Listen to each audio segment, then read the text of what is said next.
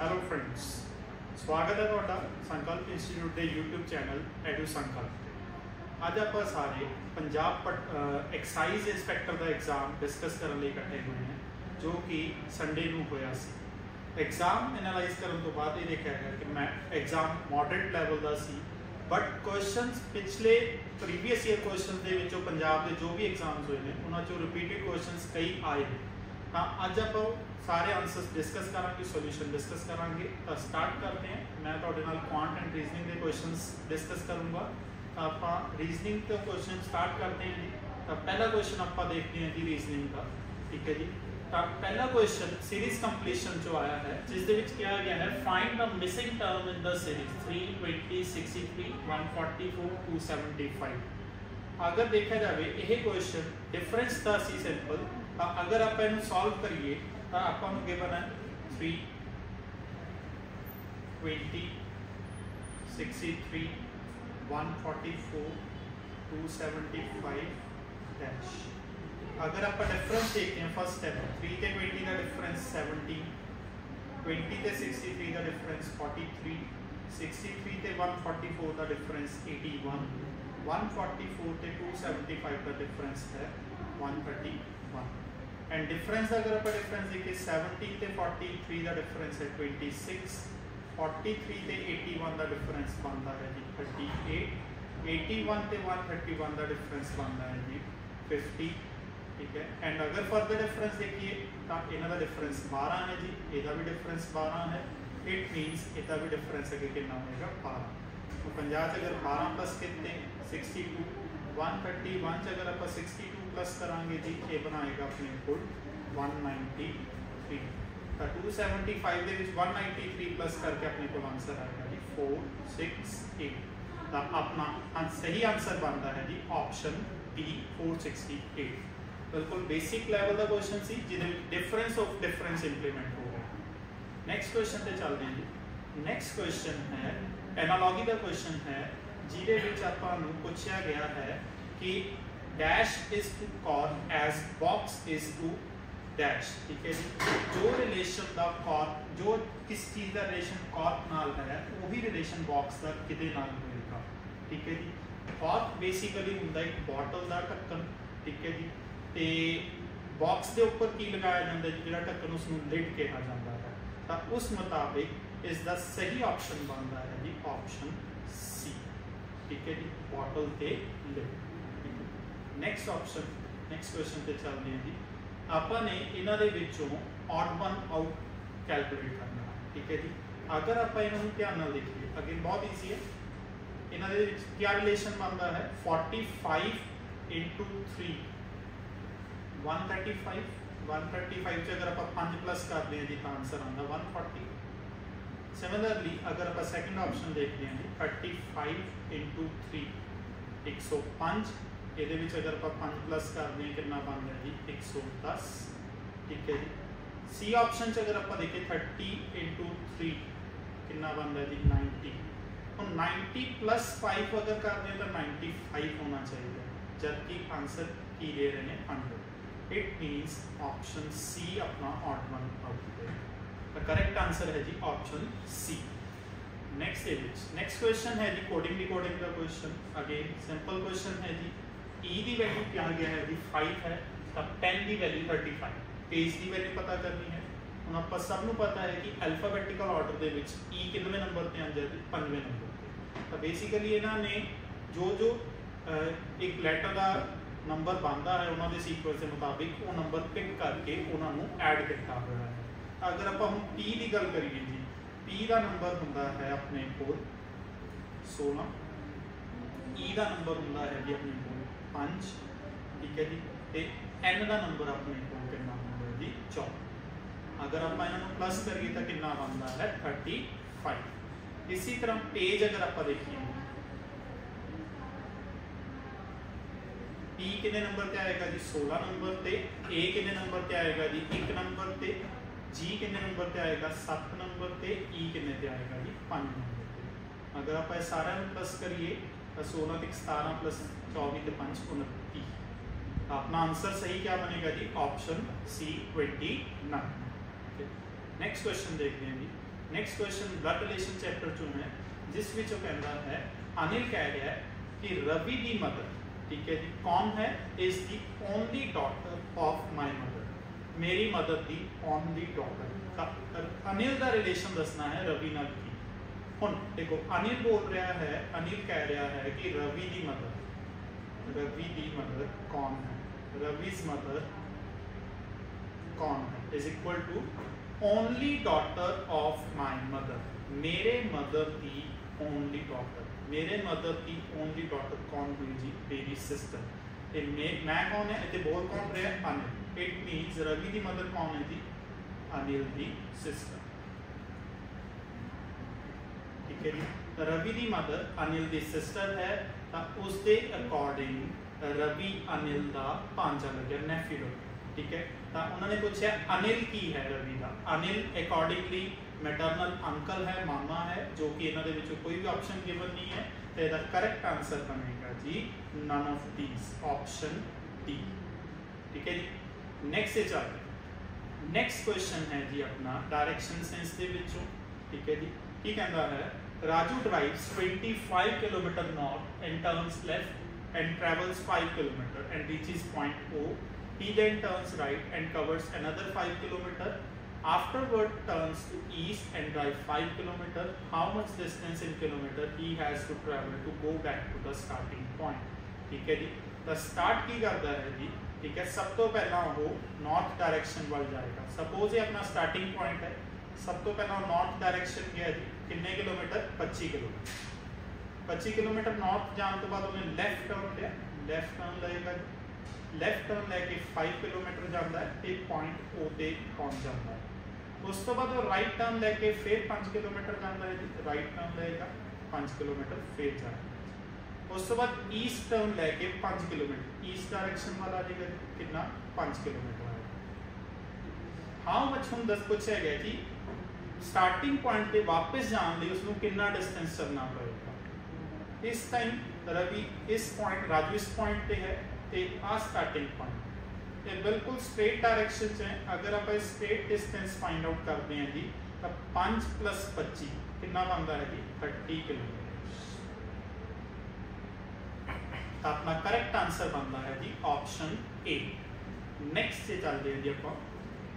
Next है which 2 months in a year have the same calendar for the first 30 days। Calendar chapter जो question पूछा गया है कि साल दे विच ऐसे केड़े 2 महीने हैं जिन्हां दे पहले 30 दिन का कैलेंडर बिल्कुल सेम होएगा। इस क्वेश्चन दे विच काफ़ी बच्चों को दिक्कत आई है।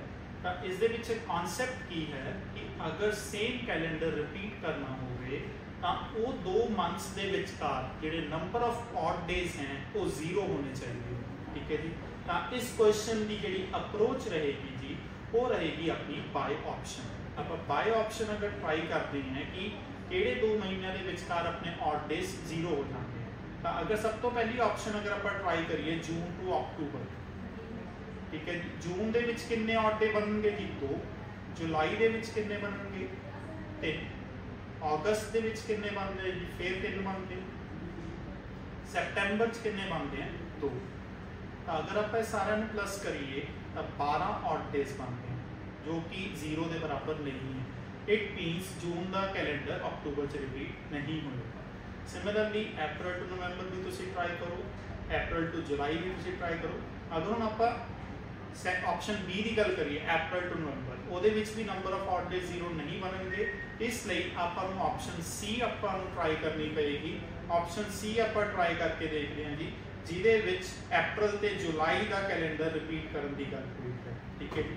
अगर आप देखते हैं ऑप्शन सी, ऑप्शन सी अप्रैल कितने ऑड डे बनणगे जी 2, मई के विच कितने ऑड डे बनणगे 3, जून के विच कितने बनणगे 2। अगर आप इन्हों प्लस करते हैं तो 7 ऑड डेज बनते हैं, विच मीनस 0 ऑड डे।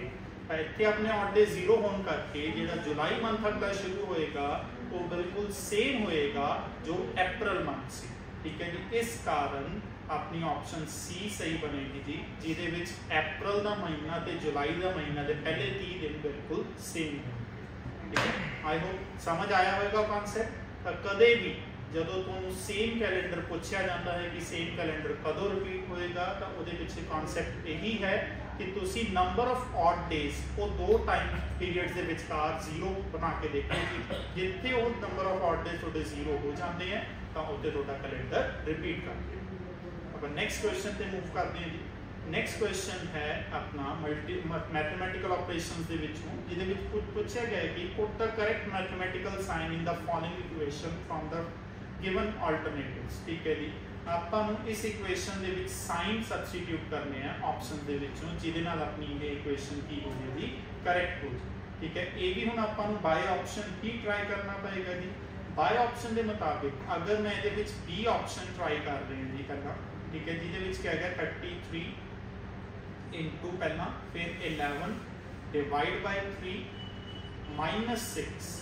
ਹੁਣ ਇਹਦੇ ਵਿੱਚ ਅਗਰ ਆਪਾਂ ਬ੍ਰੌਡ ਮਾਸ ਇੰਪਲੀਮੈਂਟ ਕਰੀਏ ਸਭ ਤੋਂ ਪਹਿਲਾਂ ਡਿਵੀਜ਼ਨ ਹੋਏਗੀ ਜੀ 11 by 3। ਠੀਕ ਹੈ ਜੀ, ਤਾਂ 33 into 11 by 3 minus 6 ਕਟਿੰਗ ਕਰ ਦੇ 11 ਤਾਂ 121 minus 6 ਬਚਦਾ ਜੀ ਐਂਡ 121 minus 6 ਕਿੰਨਾ ਹੁੰਦਾ 115 ਜੋ ਕਿ ਤੁਹਾਡਾ ਰਾਈਟ ਹੈਂਡ ਸਾਈਡ ਦੇ ਬਰਾਬਰ ਆ।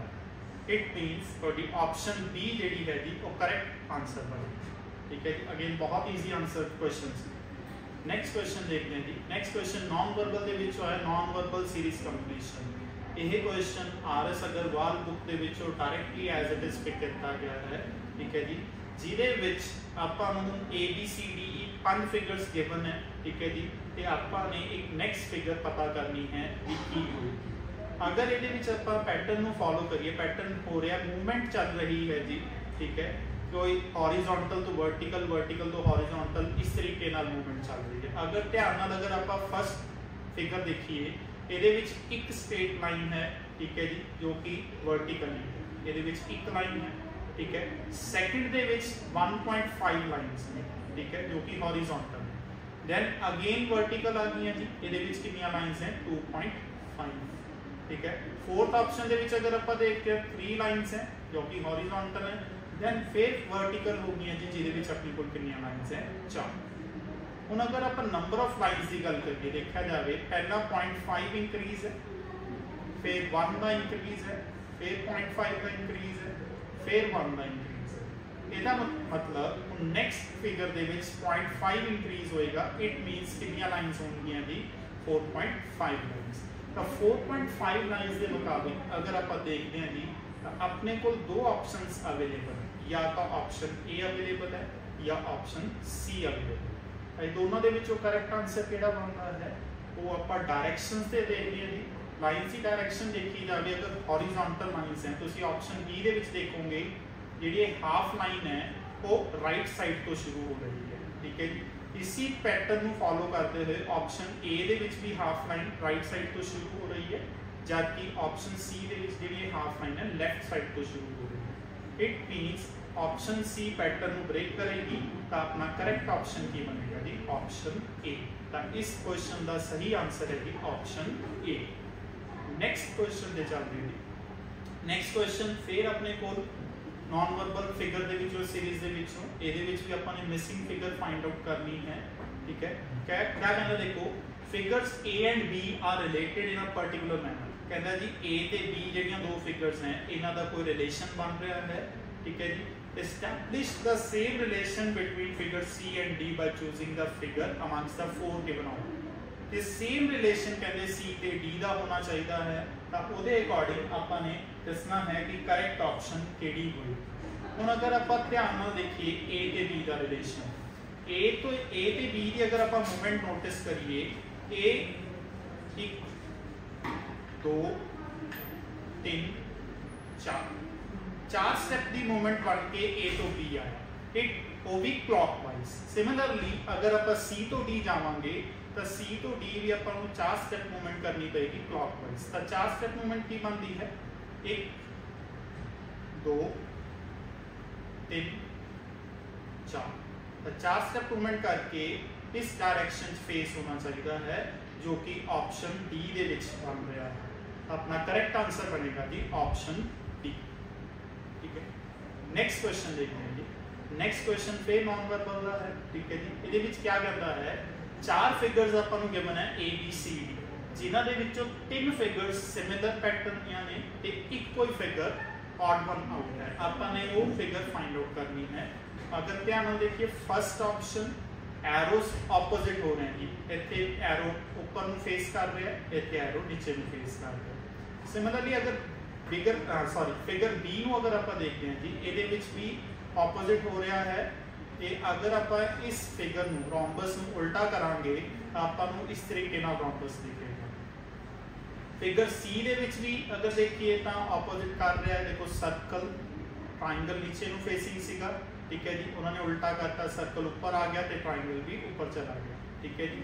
बट फिगर डी दे विच ये चीज़ नहीं इंप्लीमेंट हो रही, क्योंकि ट्राइंगल तो उन्होंने ऑपोजिट करता जी, ट्राइंगल ऊपर नूं फेस कर रहा सी, उन्होंने ट्राइंगल नीचे फेस करता, बट जो सेमी सर्कल है वो अपनी पोजीशन पे एज इट इज बनया रहा है, जिस कारण वो ऑड वन आउट बन गया। इसका करेक्ट आंसर बनेगा जी ऑप्शन डी। नेक्स्ट पे चलते हैं। नैक्सट जो हम अपने को स्टार्ट होंगे जी सैक्शन, वो क्वांट सैक्शन स्टार्ट हो रहा है, ठीक है जी। क्वांट सैक्शन के ऑलमोस्ट हर चैप्टर के उन्होंने कवर करने की कोशिश की है अरिथमैटिक चों। सब तो पहला क्वेश्चन लीनियर इक्वेशनस जो पूछा गया है, जिहदे विच 2 लीनियर इक्वेशनस गिवन है, 2 वेरीएबल्स गिवन है, तो आपां वेरीएबल्स की वैल्यू फाइंड आउट करके आंसर देना है।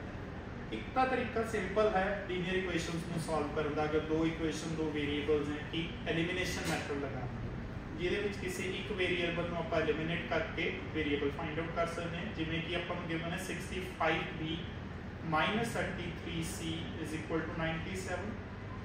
सैकेंड इक्वेशन है 33b minus 65c is equal to 1।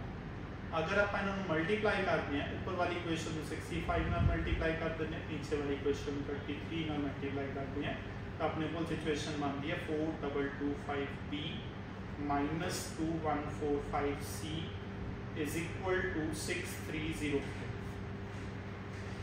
And नीचे वाली इक्वेशन 33 नाल मल्टीप्लाई करके अपने को बनता 1089b minus 2145c is equal to 33। हम c एलिमिनेट कर दिए, दोनों माइनस है, तब साइन ऑपोजिट करने लिए अपन क्या करना पड़ेगा, माइनस माइनस प्लस माइनस, ठीक है, आंसर आउट होगा 4225 1089 अगर आप माइनस करते हैं तो बनता 3136b इज इक्वल टू 6305 जो 33 माइनस करते हैं तो बनता 6272। इतों अपने को सॉल्व करके b की वैल्यू आ जाती है जी 2। हम यही b की वैल्यू आप चाहे इक्वेशन 1 पुट करिए चाहे इक्वेशन 2, ठीक है जी, उतो सॉल्व करके अपने को c की वैल्यू आती है जी 1। तो उन्होंने अपने तो आंसर पूछा सी b इंटू सी, तो b इंटू सी कितना बन जाएगा जी 2। तो करेक्ट ऑप्शन की है जी अपने को ऑप्शन डी।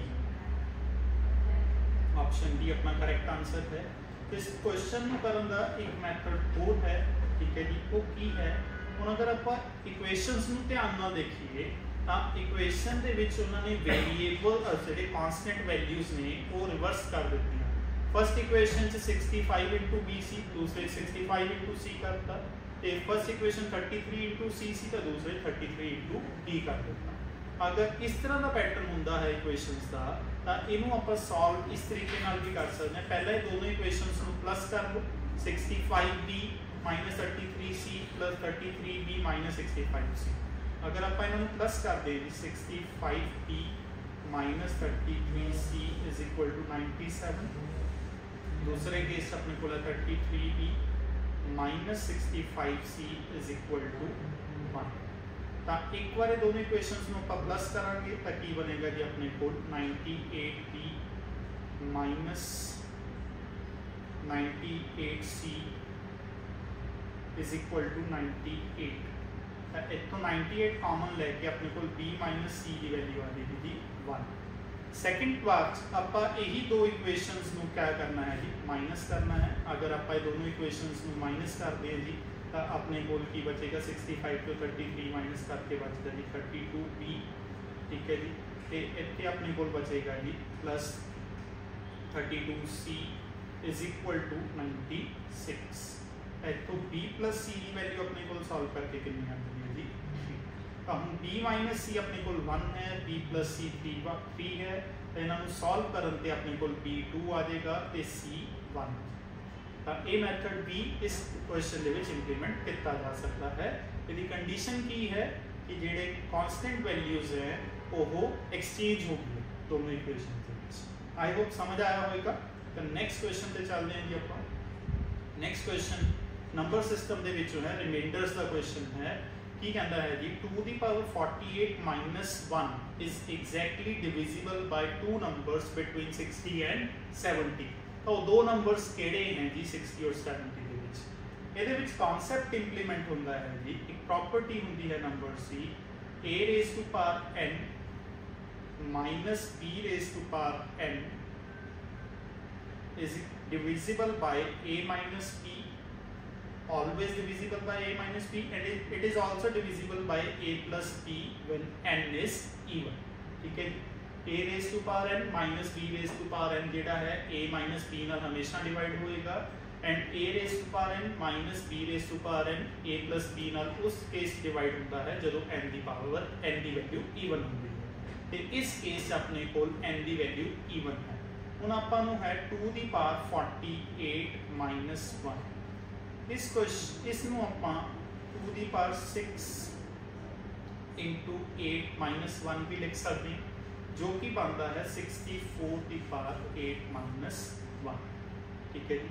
हुण 1 की पावर आप जो मर्जी लिख सकते हैं जी, 1 की पावर 8 लिख लो तो उसमें कोई फर्क नहीं पड़ेगा। हुण देखो ये बन गया अपने को a की पावर n माइनस b की पावर n। ठीक है जी। हुण a की पावर n माइनस b की पावर n किहदे नाल डिवाइड हो सकता है a माइनस b, मतलब 64 माइनस 1 किहदे नाल हो सकता है 63। दूसरा केस 64 प्लस 1 65। तो ये दो वैल्यूज हैं जिहदे नाल पूरी वैल्यू डिवाइड होएगी, तो उस मुताबिक अपना करेक्ट आंसर की बनता है जी ऑप्शन ए। ठीक है, नैक्सट क्वेश्चन पे चलते हैं जी। नैक्सट क्वेश्चन अगेन सब तो ज़्यादा बार रिपीट होने वाले क्वेश्चन के विचों एक है जी, ये पंजाब के पेपर्स के कई बार क्वेश्चन रिपीट होया है। ईवन के असी जिहड़ियां पंजाब की रिविजन क्लासेस करवाने हैं जी, उस दे विच भी असी ये सेम क्वेश्चन 2 दिन पहला डिस्कस किया सी as it is same values नाल। ठीक है जी। पूछा कि गया है the least number of square tiles required to pave the ceiling of a room 15 meter 17 centimeter long and 9 meter 2 centimeter broad। ठीक है जी। ਆਪਾਂ ਨੇ ਇੱਕ रूम ਦੇ ਵਿੱਚ स्क्वायर टाइल्स ਲਗਾਉਣੀਆਂ ਨੇ ਤਾਂ ਮਿਨੀਮਮ ਕਿੰਨੀਆਂ स्क्वायर टाइल्स ਲੱਗਣਗੀਆਂ। ਹੁਣ ਇਸ ਕੁਐਸਚਨ ਦੇ ਵਿੱਚ ਆਪਾਂ ਨੂੰ ਟਾਈਲ ਦੀ ਕੋਈ ਡਾਈਮੈਂਸ਼ਨ ਗਿਵਨ ਨਹੀਂ ਹੈ ਤੇ ਇਸ ਕੁਐਸਚਨ ਦੇ ਵਿੱਚ ਕਨਸੈਪਟ ਕੀ ਯੂਜ਼ ਹੋਣਾ ਹੈ, ਜਿੰਨਾ रूम ਦਾ ਏਰੀਆ ਹੈ ਡਿਵਾਈਡ ਬਾਈ ਇੱਕ ਟਾइल ਦਾ ਏਰੀਆ। ਤਾਂ ਉਹਦੇ ਲਈ ਰਿਕੁਆਇਰਮੈਂਟ ਹੈ ਜੀ ਟਾइल ਦੀ ਡਾਈਮੈਂਸ਼ਨ, ਤਾਂ ਉਹ ਨਿਕਲੇਗਾ ਜੀ ਆਪਾਂ ਨੂੰ HCF ਦੇ ਥਰੂ। ਤਾਂ ਇਸ ਕੁਐਸਚਨ 'ਚ ਆਪਾਂ ਨੇ ਕੀ ਕੈਲਕੂਲੇਟ ਕਰਨਾ ਹੈ ਜੀ, ਲੈਂਥ ਤੇ ਬ੍ਰੈਡਥ ਦੀ HCF ਦਾ HCF ਕੈਲਕੂਲੇਟ ਕਰਨਾ ਹੈ। ਲੈਂਥ बनेगी अपने को सेंटीमीटर कन्वर्ट करके 1517 सेंटीमीटर, एंड ब्रेथ में अगर आप कन्वर्ट करते हैं तो बनता है जी 902 सेंटीमीटर। ठीक है, ये दो वैल्यूज आप HCF लवांगे जो कि बनेगा जी कैलकुलेट करने तो बाद 41। तो जो थोड़ा HCF आता है वो अपने को टाइल की डायमेंशन होएगी, एंड स्क्वायर टाइल है इस करके दा एरिया साइड स्क्वायर करांगे। तो नंबर ऑफ टाइल्स रिक्वायर्ड कितना बनेगा जी अपने को, नंबर ऑफ टाइल्स बनेगा जी length area of room length into breadth divided by area of one tile. एक टाइल का एरिया कितना बनेगा जी 41 इंटू 41। तो ये सॉल्व करने से अपना आंसर आएगा जी 814 टाइल्स, मतलब ऑप्शन सी। तो इस क्वेश्चन का करेक्ट आंसर है जी ऑप्शन सी। ये क्वेश्चन बहुत बार रिपीट होता है जी, आने वाले पेपर भी ये तुहानू किसी ना किसी एग्जाम के मिल सकता है। तो इस क्वेश्चन को ध्यान में प्रैक्टिस करो। नैक्सट क्वेश्चन चलते हैं जी। नैक्सट क्वेश्चन एवरेज चैप्टर के विचों बनता है, जिस दे विच आपां नूं कहा गया है कि कार ओनर है जो कि 3 साल का पेट्रोल का खर्चा दस्या है, जिस दे विच पहले साल वो पेट्रोल खरीदता है जी 17 रुपये लीटर, दूसरे साल वो पेट्रोल खरीदता है जी 19 रुपये लीटर, तीसरे साल जो पेट्रोल खरीदता है 20 रुपीज़ पर लीटर। ठीक है जी। तो हर साल वो कितना खर्चा कर रहे हैं जी 6460। ਆਪਾਂ ने दसना है कि एवरेज कॉस्ट पर लीटर उसनों पेट्रोल कितना पड़ेगा तीनों साल का मिला के। ठीक है जी। तो एवरेज कॉस्ट पर लीटर पता करने लई आपां नूं टोटल खर्चा ते कितना पेट्रोल उसने यूज़ किया है जी ये पता होना जरूरी है। आपां नूं टोटल खर्चा पता है कि हर साल 6460 खर्चा करता है, बट पेट्रोल की क्वांटिटी नहीं पता। तो सब तो पहले आप पेट्रोल की क्वांटिटी पता करांगे जी। उस ਲਈ ਆਪਾਂ ਨੂੰ हर साल डिवाइड करके पता चलेगा उसने पहले साल टोटल खर्चा 6460 कितना ते पर लीटर कॉस्ट कितनी है 17 डिवाइड करके आएगा 380 लीटर्स। सिमिलरली सेकंड ईयर भी उन्हें खर्चा 6460 है ते इस बार पर लीटर कॉस्ट कितनी है जी 19 रुपए लीटर। इस बार आंसर कंजम्पशन आएगी उसकी 340 लीटर्स। तीसरे साल 6460 ही है खर्चा, इस बार पर लीटर कॉस्ट कितनी है जी 20 रुपए लीटर, तो इस बार उसकी कंजम्पशन आएगी 323 लीटर्स। तो अगर 3 साल की टोटल कंजम्पशन अगर देखिए तिनों जोड़ के तो टोटल कंजम्पशन अपनी आती है जी 3 साल की टोटल कंजम्पशन अपनी आएगी जी 1043 लीटर्स। टोटल एक्सपेंडिचर अगर आप 3 साल का देखते हैं जी तो बनता है 6460 इंटू 3 ठीक है जी 19380। तो इन्ना टोटल खर्चा है जी ते 1043 उसका टोटल कंजम्पशन है। तब average litre cost per litre कितनी बनती है 19380 डिवाइडेड बाय 1043। ये सॉल्व करके आंदा जी 18.58। इट मीन्स करेक्ट आंसर क्या बनेगा जी ऑप्शन बी। कैलकुलेटिव है थोड़ा but easy. Next question ratio का है सिंपल कॉन्सेप्ट ठीक है जी। अपन क्या गया है कि मैन ते उसकी वाइफ की प्रेजेंट मतलब प्रेजेंट एज की रेशियो कितनी है 4:3। 4 साल बाद उन्होंने ही रेशियो कितनी बनती है 9:7। ये अपना उन्होंने मैरिज के टाइम ते जी रेशियो सी वो कितनी सी 5:3। ਆਪਾਂ ਨੇ ਇਹ ਦੱਸਣਾ है कि कितने साल पहला उन्होंने मैरिज हुई। तो अगर आप सॉल्व करिए ठीक है जी रेशियो का कॉन्सेप्ट प्रेजेंट है रेशियो 4x 3x के मुताबिक प्रेजेंट रेशियो एजेस बनती हैं 4x से 3x। तो 4 साल बाद उन्होंने रेशियो कितनी है जी 9:7 तो इन्हों का डिफरेंस 4 साल का है। हम आप रेशियो का कॉन्सेप्ट यूज करते हैं उन्होंने मल्टीप्लाई करके क्रॉस मल्टीप्लाई करके 28x minus 27x is equal to cross पे multiply 36 minus 28। तो अपने को x की वैल्यू बनती है जी 8 x की वैल्यू 8 आ गई। इट मीन्स प्रेजेंट एजेस अपने को मैन ते उसकी वाइफ दी आ जांदियां ने जी। मैन दी आएगी 4 × 8 32 ते वाइफ दी आएगी जी 3 × 8 24। ये प्रेजेंट एजेस है। आपां नूं ये दस पूछा गया है कि कितने साल पहला मैरिज हुई तो उन्होंने मैरिज के टाइम की रेशियो आपको तो प्रेजेंट एजिज के विचों आप मन के चलते हैं कि उन्होंने अज तो y ईयर्स अगो मैरिज हुई है तो 32 minus y upon 24 minus y उस टाइम के रेशियो की बनेगी जी उन्होंने 5/3। क्रॉस मल्टीप्लाई करते हैं ये अपने को सॉल्व करके आएगा 96 minus 3y is equal to 120 minus 5y। Solve करके 2y की वैल्यू अपने को 24 आती है तो y की वैल्यू कितनी आती है जी 12। इट मीन्स उन्होंने मैरिज कितने साल पहला हुई है 12 साल पहला। तो अपना करेक्ट आंसर की बनेगा जी ऑप्शन सी। नेक्स्ट क्वेश्चन देखते हैं जी। अगेन बहुत इंपॉर्टेंट क्वेश्चन है जी बहुत बार एग्जाम से विच रिपीट होता है ठीक है जी। ये बहुत सिंपल सा कॉन्सेप्ट है। देखो की कहता है due to reduction of 6 whole 1/4% in the price of a sugar a man is able to buy 1 kg more for ₹120। find the original and reduced rate of sugar ठीक है जी। शुगर का price reduce होया है कितने percent reduce होया जी 6 whole 1/4% mean 6.25% reduce होया है जिस कारण एक पर्सन 1 kg शुगर ज़्यादा खरीद पाता है 120 रुपए के। तो आपने उसका ओरिजिनल प्राइस भी पता करना है तो रिड्यूस प्राइस भी पता करना है ठीक है जी। इस लिए कॉन्सेप्ट देखो क्या यूज होएगा हम प्राइस का शुगर का प्राइस होता है जी 6.25 रिड्यूस हो रहा है तो उस बंदे को टोटल कितने रुपए हैं जी 120 रुपीज़ है। इट मीन्स 120 रुपीज़ के विचों मेरा 6.25% का फायदा हो गया क्योंकि प्राइस घट गया सस्ता हो गया तो मेरे 120 चो 6.25% रुपीज़ बच जाएंगे। अगर मैं 120 का 6.25% कैलकुलेट करा जी ठीक है जी तो ये कितना बनेगा 120 का 6.25 कैलकुलेट करन पे 6.25%। डेसिमल हटा के अपन नोट कर देंगे, ठीक है।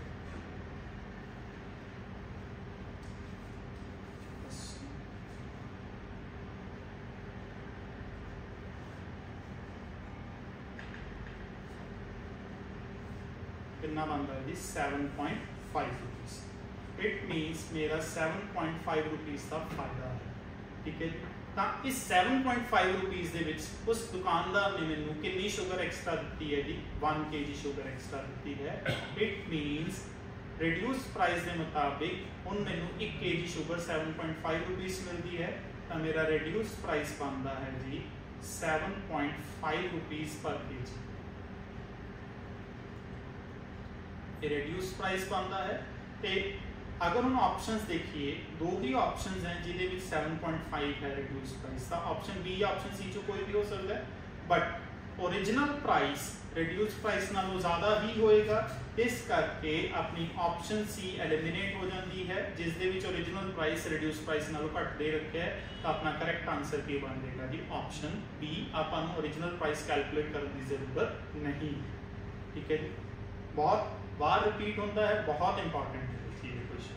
नेक्स्ट पे चलते हैं जी।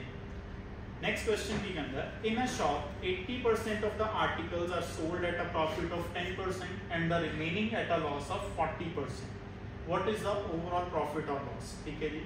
इस क्वेश्चन को करने के डिफरेंट दो मैथड्स हैं। एलिगेशन मिक्सचर भी यूज किया जा सकता है, या सिंपली तुसी वैल्यूज एज्यूम करके भी इस क्वेश्चन को कर सकते हैं। अगर आप वैल्यूज एज्यूम करके करिए तो थोड़ा इजी हो जाएगा अपने लिए सॉल्व करना। तो स्टार्ट करते हैं, आप मान के चलते हैं कि अपने को टोटल आर्टिकल्स 100 है, तो हर एक आर्टिकल की प्राइस 100 रुपए है। इट मीन्स उस शॉपकीपर की टोटल कॉस्ट बनती है जी 10,000। हुण उस दुकानदार ने जी 80% चीज़ां, मतलब 100 ਦੇ ਵਿੱਚੋਂ 80 आर्टिकल्स 10% प्रॉफिट ਤੇ सेल ਕੀਤੀਆਂ, मतलब 100 वाली चीज़ कितनी सेल की 110 रुपए।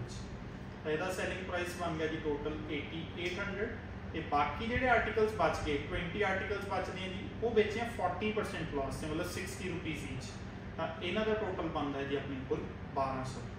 अगर आप टोटल सैलिंग प्राइस देखते हैं, टोटल सैलिंग प्राइस भी कितना बनता है जी 10,000। तो कॉस्ट भी 10,000, सेलिंग प्राइस भी 10,000। It means no profit no loss, no profit no loss. तो एड़ा आंसर सही बनेगा जी ऑप्शन डी। नेक्स्ट क्वेश्चन देखते हैं। नेक्स्ट क्वेश्चन पार्टनरशिप कैपिटल चो है, जिस विच कहा गया कि दो पार्टनर्स हैं जी। पहले पार्टनर ने 1,25,000 रुपये इन्वेस्ट किया है, तो सैकेंड पार्टनर ने 85,000 रुपीज़ इन्वेस्ट किया, ठीक है जी। तो जो भी उन्होंने मुनाफा हो रहा है, उस मुनाफे जो 60% प्रॉफिट ना वो बराबर डिवाइड कर रहे हैं।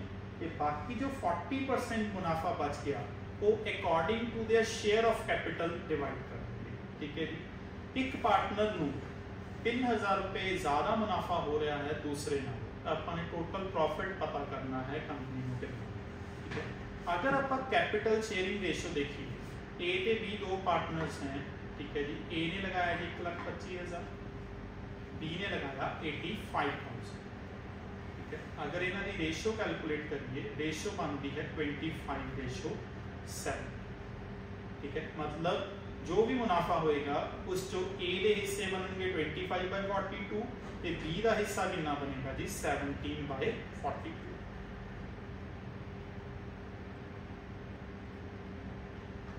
हुण क्वेश्चन ये कहता है कि 60% प्रॉफिट ना इक्वली डिवाइड होएगा। इट मीनस उत्ते जो भी उन्होंने को पैसा है वो बराबर है, बट 40% शेयर जो बच गया वो अकॉर्डिंग टू देयर शेयर। हुण जो भी उन्होंने प्रॉफिट डिफरेंस आएगा जी, वो इस 40% शेयर के कारण आएगा, क्योंकि वो अपने according to share of capital divide करेंगे।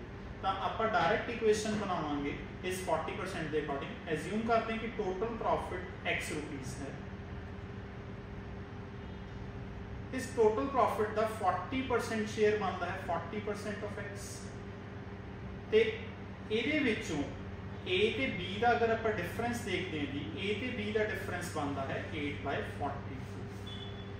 तो ए ते बी का डिफरेंस जो प्रॉफिट जो गिवन है जी, वो गिवन है 3,000 रुपीज़। इट मीन्स वो चीज़ इसके बराबर हो जाएगी।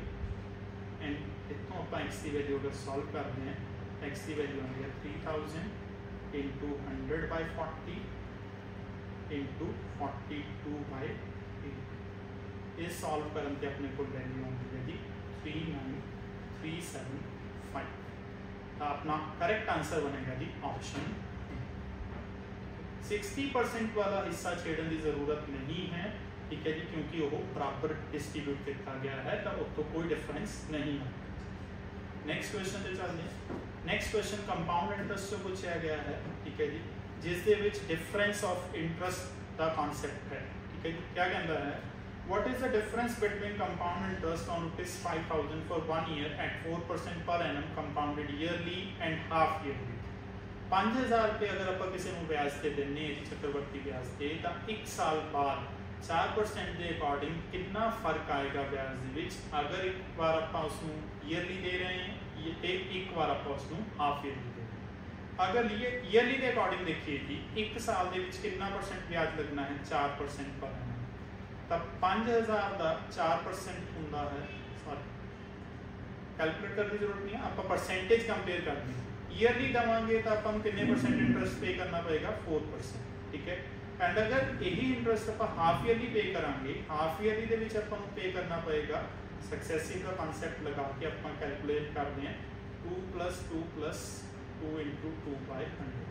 उन्हें 2 इसलिए है क्योंकि हाफ ईयरली पे करना है, पूरे साल का अगर 4% इंटरेस्ट होएगा तो हाफ ईयरली 2% बन जाएगा। तो इन्हें सॉल्व करने पे टोटल इंटरेस्ट बनता है 4.04%। इट मीन्स ईयरली आप 4% इंटरेस्ट पे करांगे तो हाफ ईयरली आप 4.04% इंटरेस्ट पे करांगे। तो ये दोनों का जो डिफरेंस बनता है जी, दोनों का डिफरेंस बनता है 0.04%। यही डिफरेंस आपको पूछा गया है। तो प्रिंसिपल 5000 है जी, 5000 के ऊपर कितना डिफरेंस होएगा 0.04%। ये सॉल्व करने का आंसर आएगा जी 2, ठीक है। का आंसर बनेगा जी option A. Next question chain rule का क्वेश्चन है जी, जिहदे विच किया गया है 2 मैन ते 3 बॉयज मिलके कोई काम 10 दिन च करते हैं, 3 मैन ते 2 बॉयज वो भी सेम काम 8 दिन च करते हैं। तो अपन दसना 2 मैन ते 1 बॉय मिलके कितने दिन दे विच करेंगे, ठीक है। अगर हम ध्यान नाल देखिए ਇਹਦੇ ਵਿੱਚ 3 स्टेप है। पहले स्टेप से अपन ये पता एफिशिएंसी कैलकुलेट करनी है जी मैन ते बॉयज की। 2 मैन + 3 बॉयज मिलके कोई काम कर रहे हैं कितने दिन 10 दिन। सेकंड केस 3 मैन ते 2 बॉयज मिलके वही काम कितने दिन कर रहे हैं जी 8 दिन। एक ये वर्क बराबर है तो बराबर कर दें, कटिंग कर दें 2 4 2 5।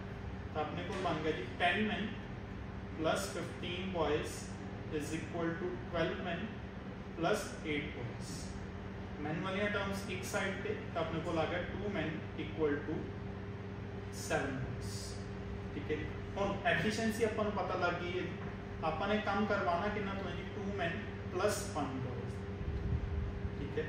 तो इनू आप बॉयज के कन्वर्ट कर लेने इजीली क्योंकि 2 मैन की वैल्यू अपन पता है किस दे बराबर है 7 बॉयज। तो 2 मैन को आप लिख सकते हैं 7 बॉयज + 1 बॉय, ये बराबर आ गया जी 8 बॉय।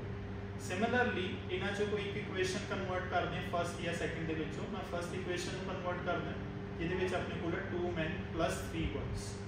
अगेन 2 मैन की वैल्यू कितनी है जी 7 बॉयज, तो 7 + 3 कितना हो गया 10 बॉयज। हम सारा कुछ अपने को बॉयज की फॉर्म्स कन्वर्ट हो गए। हम आप चेन रूल इंप्लीमेंट करांगे तो according to question first equation 10 boys कोई काम कितने दिन करते हैं जी 10 दिन के विच, तो 8 बॉयज कितने दिन के विच करते हैं। x = 10 बॉयज घटेंगे तो टाइम ज़्यादा लगेगा, इट मीन्स 10/8, ठीक है जी। ये सॉल्व करके अपने को आंसर आएगा 12.5 डेज, ठीक है जी। तो करेक्ट आंसर है जी ऑप्शन ए। नेक्स्ट से चलते हैं। Next question time speed distance का क्वेश्चन है जी। ये क्वेश्चन बहुत ज़्यादा कैलकुलेटिव है, ठीक है जी।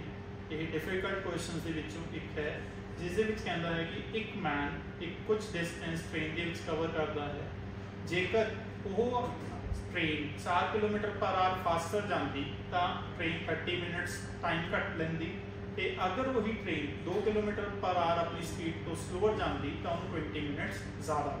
ठीक है जी। तो आपां नूं डिस्टेंस पूछा गया है कि डिस्टेंस कितना है। हुण इस क्वेश्चन दे विच ना तो डिस्टेंस गिवन है, ना ही ओरिजिनल स्पीड गिवन है, ना ही टाइम गिवन है, ठीक है। जिस कारण आपां नूं सारी चीज़ एज्यूम करनी पएगी। अगर आप इसमें एज्यूम करके सारा क्वेश्चन सॉल्व करांगे तो बहुत लेंथी क्वेश्चन है, ठीक है। बट इस क्वेश्चन को करने का एक शॉर्ट तरीका है, ठीक है जी, जिस दे नाल आप इस क्वेश्चन को ट्राई करांगे, ठीक है जी। आप दो चीज़ों पे फोकस करांगे, स्पीड ते टाइम। पहली क्वेश्चन के मुताबिक उसने स्पीड कितनी इंक्रीज की 4 मतलब प्लस को, ते टाइम वो कितना घट गया जी 30 मिनट्स। इन मिनट्स में आर्ट्स कन्वर्ट कर दें तो हाफ। सैकेंड इक्वेशन के मुताबिक स्पीड के टाइम अगर देखते हैं, स्पीड कितनी कितनी है जी 2 किलोमीटर पर आवर स्लोअर मतलब -2, जिस दिन अगर टाइम इंक्रीज होगा 20 मिनट्स। 20 मिनट्स में अगर आप आवर्स कन्वर्ट करते हैं तो कितना बनता है जी 1/3, ठीक है। हुण इन्हां दी क्रॉस मल्टीप्लीकेशन आप करांगे जी। क्रॉस मल्टीप्लीकेशन देखो, पहले इन्हां दी मल्टीप्लीकेशन करते हैं तो s * हाफ कितना बन गया जी -s/2 ते t * 4 कितना बन गया 4t, इज इक्वल टू फिर ये दो वैल्यूज में मल्टीप्लाई कर देना है 4 * हाफ। बट ये वैल्यू आप मोड दे विच लेनी है, मतलब हमेशा पॉजिटिव वैल्यू ही लेनी है। तो 4 * हाफ कर देना कितना बनता है जी -2। सिमिलरली सेकंड इक्वेशन की क्रॉस मल्टीप्लिकेशन करते हैं, ये बनेगा अपने को s/3 -2t is equal to मोड दे विच वैल्यू लवांगे माइनस कितना बनेगा जी 2/3। ये सॉल्व करके अपने को आता है -s/2 + 4t is equal to 2 and s/3 -2t is equal to 2/3। अब ना दो ही लीनियर इक्वेशंस अपने को बनती ने, ये दो वेरीएबल्स हैं। तो लीनियर इक्वेशन को सॉल्व करने का मैथड यूज करांगे, एलिमिनेशन मैथड लगावांगे, जिस नूं सॉल्व करन ते अपने को s की वैल्यू आएगी जी 20। इट मीनस आपको स्पीड पता लग गई जी ट्रेन की, original speed 20 kilometre per hour. हम इसको यूज करके आप इक्वेशन क्रिएट करते हैं, डिस्टेंस d एज्यूम करते हैं। अगर ओरिजिनल स्पीड से जाता है, ठीक है जी, तो कितना टाइम लगेगा d/20। एंड अगर वो 4 किलोमीटर पर आवर फास्टर जाता है तो उन्हें कितना टाइम लगेगा d/24। तो ये दोनों टाइम के डिफरेंस कितना का पाया जी अद्धे घंटे का। तो सॉल्व करते हैं, एलसीएम आएगा 120 तो 6d - 5t is equal to half. Cutting करके अपने को t की वैल्यू कितनी आती है जी 60। करेक्ट आंसर है जी ऑप्शन बी 60 किलोमीटर, ठीक है जी।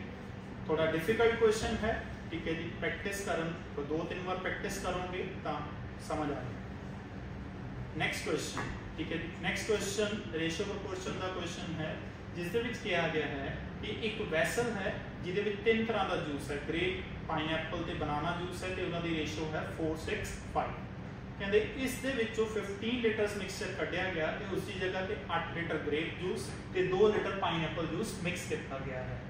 तो मिक्स करने तो बाद जो रिजल्टेंट क्वांटिटी है ग्रेप जूस की वो 10 लीटर्स घट है as compared to pineapple juice. आपने इनिशियल क्वांटिटी दसनी है टोटल कितनी सी, ठीक है जी। तो इस क्वेश्चन को करने का बेस्ट तरीका है जी बाय ऑप्शन। ये क्वेश्चन RS अग्रवाल बुक के विचों डायरैक्ट लिया गया है, ठीक है जी। तो इसका जो करेक्ट आंसर है वो है 135 लीटर्स। तो अगर आप 135 लीटर्स टोटल क्वांटिटी मान के चलते हैं और जो तीनों जूस 4:6:5 की रेशियो च डिवाइड करेंगे, 4:6:5 डिवाइड करके अपने को आता 36 लीटर, 54 लीटर ते 45 लीटर। एक ग्रेप जूस, पाइनएप्पल जूस ते बनाना जूस है। ये ग्रेप जूस इस 15 लीटर मिक्सचर बाहर कढ़िया। जो हम 15 लीटर मिक्सचर बाहर आएगा जी वो भी किस रेशो बाहर आएगा 4:6:5 की रेशो। 15 लीटर में 4:6:5 की रेशो डिवाइड करके 4 लीटर क्वांटिटी ग्रेप जूस दी जाएगी, 6 लीटर पाइनएप्पल दी जाएगी तो 5 लीटर अपने को बनाना जूस दी जाएगी। इट मीनस रिमेनिंग है 32, 48 एंड 40। इस तो बाद 8 लीटर ग्रेप जूस ऐड किया गया जी, इट मीन 32 + 8 40 हो गया। तो 2 लीटर पाइनएप्पल जूस ऐड किया गया, 48 + 2 कितना हो गया 50। तो बनाना जूस के कोई डिफरेंस नहीं आया। तो ये अपने को फाइनल क्वांटिटीज आती ने 40, 50, 40। तो according to question grape juice की क्वांटिटी बना पाइनएप्पल जूस नालों 10 लीटर घट होनी चाहिए है। तो इत्थे अगर आप डिफरेंस देखते हैं 40 ते 50 का, तो 10 लीटर क्वांटिटी ग्रेप जूस की घट है। इट मीनस 135 लीटर्स नाल मेरी इक्वेशन सैटिस्फाई हो रही है। तो उसके मुताबिक मेरा करेक्ट आंसर की बनेगा जी ऑप्शन डी। नैक्सट क्वेश्चन है सिंपल इंटरेस्ट के विच है, तो इस मिक्सचर एलीगेशन का कॉन्सैप्ट भी अपन यूज कर सकते। की कहता है विश्वास ने टोटल 30,000 रुपीज़ बोरो कितने जी किसी को सिंपल इंटरेस्ट से, जिहदे कुछ हिस्सा उसने 12% पर एनम ते बोरो किया है, तो बाकी कुछ हिस्सा 10% पर एनम ते बोरो किया है। 2 साल खत्म होने ते विश्वास ने टोटल 36,480 रुपीज़ पे किए हैं लोन अमाउंट को सैटल करने। मतलब अपन अमाउंट दे दी गई 36,480। तो इस अगर इंटरेस्ट देखिए तो अपना इंटरेस्ट कितना बनता है जी 36,480 अमाउंट है, 30,000 प्रिंसिपल है, तो इंटरेस्ट की वैल्यू बनती है 6480। तो ये पूछा गया है कि 12% पर एनम से उसने कितना पैसा बोरो किया। ठीक है, तो इस एलीगेशन का कॉन्सैप्ट यूज कर सॉरी एलीगेशन के मुताबिक आप मान के चलते हैं कि अगर वो सारा का सारा प्रिंसीपल 12% पर एनम से बोरो करता, तो 2 साल के उसको 24% इंटरेस्ट पे करना पैंदा। तो 30,000 का 24% बनता है जी 7,200 रुपीज़। सिमिलरली अगर वो सारा का सारा पैसा एज्यूम करते हैं कि 10% से बोरो करता, तो 2 साल के उसको 20% इंटरेस्ट पे करना पैंदा एंड 30,000 से 20% इंटरेस्ट बनता जी 6,000।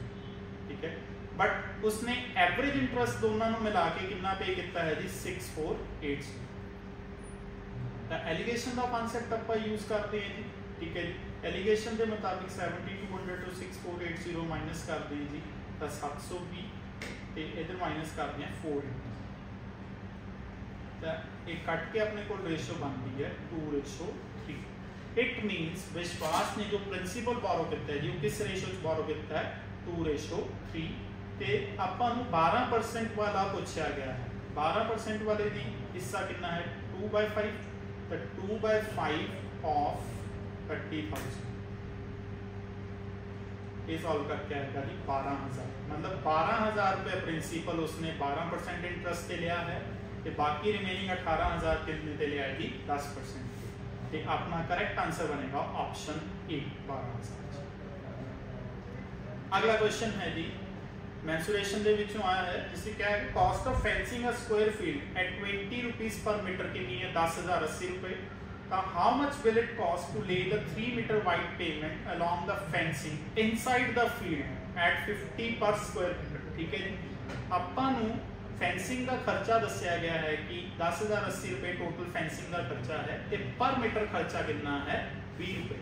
इट मीन्स इतों अपने को लेंथ ऑफ फेंसिंग पता लग जाएगी। लेंथ ऑफ फेंसिंग कितनी आएगी जी अपने को, लेंथ ऑफ फेंसिंग का मतलब है जी पेरीमीटर। तो पेरीमीटर ऑफ फील्ड आता है 10,080 डिवाइडेड बाय 20 रुपीज़। ठीक है जी, इन्हें सॉल्व करते अपने को आता है जी 504 मीटर अपने को पेरीमीटर है जी स्क्वायर फील्ड का। साइड ऑफ स्क्वायर फील्ड आ जाएगी जी इस जगह पे, साइड ऑफ स्क्वायर फील्ड कितना आएगा अपने को 504 डिवाइडेड बाय 4। ठीक है, 126 हम 126 मीटर साइड है जी एक स्क्वायर फील्ड की। इस स्क्वायर फील्ड के अंदर एक 3 मीटर चौड़ा पेमेंट क्रिएट किया है। ठीक है, 3 मीटर चौड़ा आप पेमेंट बनाने चारों पासे। हाँ, कुछ आ सिचुएशन है अपने को।